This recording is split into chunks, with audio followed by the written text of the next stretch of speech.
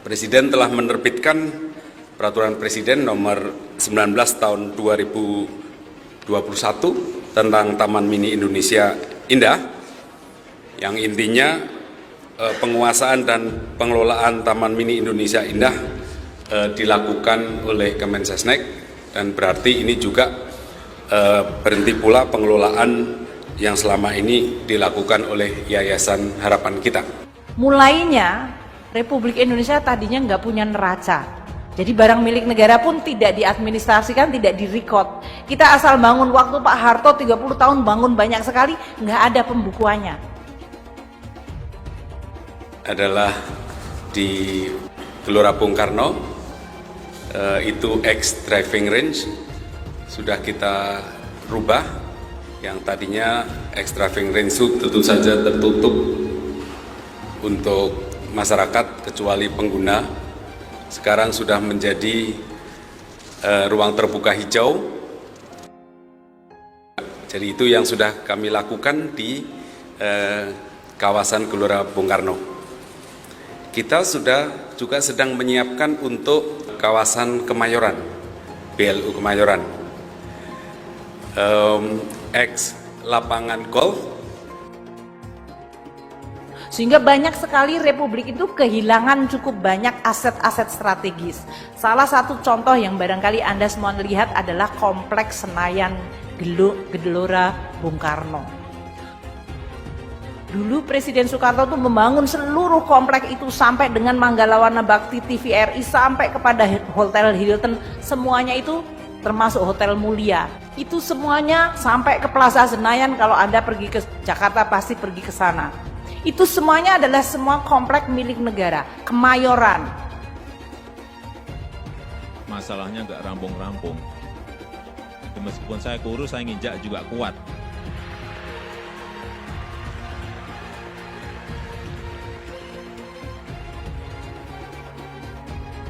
We are losing quite a lot of significant position, lokasi. Hanya karena dulu Republik ini nggak punya buku. Jadi Anda semuanya yang masih baru-baru ini ya, masih muda-muda sekali.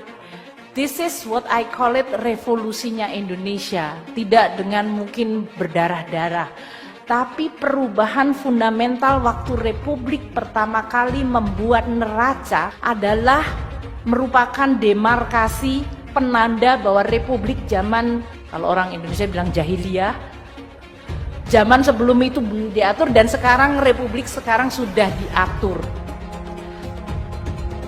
Apakah gampang? Sangat tidak gampang. Dan saya adalah Menteri Keuangan yang pertama kali, Pak Hadianto waktu itu Gusum, membangun neraca, dan kita antara hatinya bergetar, jiwa kita itu berdenyut, bangga banget neraca kita bangun.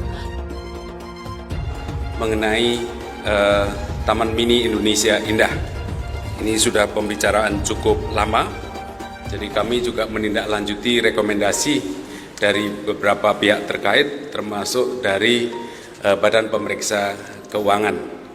Jadi atas dasar itu, jadi perlu kami sampaikan bahwa Taman Mini Indonesia Indah itu menurut Kepres nomor 51 tahun 1977, TMII itu milik negara Republik Indonesia, tercatat di Kementerian Sekretariat Negara, yang pengelolaannya diberikan kepada Yayasan Harapan Kita. Jadi Yayasan Harapan Kita ini sudah hampir 44 tahun mengelola aset mengelola milik negara ini, yang tercatat di Kementerian Sekretariat Negara, dan kami berkewajiban untuk melakukan penataan, memberikan manfaat seluas-luasnya untuk masyarakat, dan memberikan kontribusi keuangan untuk negara. Berarti ini juga berhenti pula pengelolaan yang selama ini dilakukan oleh Yayasan Harapan Kita. Kami akan melakukan penataan sebagaimana yang tadi sudah saya sampaikan, kami telah lakukan di Gelora Bung Karno, telah kami lakukan di Kemayoran, dan kami akan lakukan juga di Kemayoran. Namun karena ini ada pemindahan pengelolaan, kami perlu untuk memutuskan masa transisi. Jadi nanti akan dibentuk tim transisi untuk mengelola selama transisi itu. Kawasan ini seluas 1.467.704 meter persegi. Jadi sekitar 146,7 hektar lebih. Berlokasi, saudara-saudara tahu, ini berlokasi sangat strategis di Jakarta Timur yang berdasarkan penghitungan Kemensesnek bersama Kementerian Keuangan, revaluasinya waktu itu tahun 2018 sebesar 20 triliun ya Pak. Jadi mungkin harga pasar bisa jauh lebih dari itu untuk saat ini, apalagi nanti saat pasca pandemi.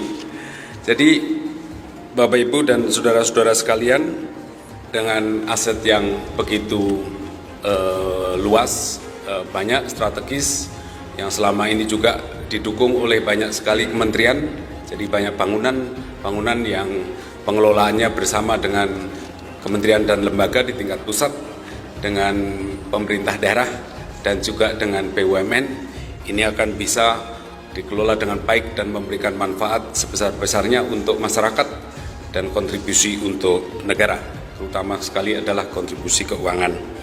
Jadi ini kami akan tetap berkomitmen bahwa kawasan ini menjadi pelestarian dan pengembangan budaya bangsa, sarana edukasi yang bermatra budaya Nusantara, sebagaimana yang selama ini sudah dijalankan, tapi perlu dioptimalkan, bisa menjadi cultural theme park yang berstandar internasional. Ini yang kita harapkan bisa menjadi jendela Indonesia di mata internasional.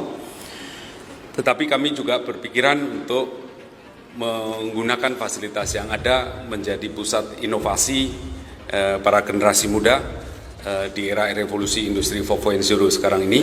Nanti kita menjadi sentra untuk mendorong inovasi kerjasama dari para kreator, para inovator muda Indonesia. Saya kira itu yang bisa saya sampaikan.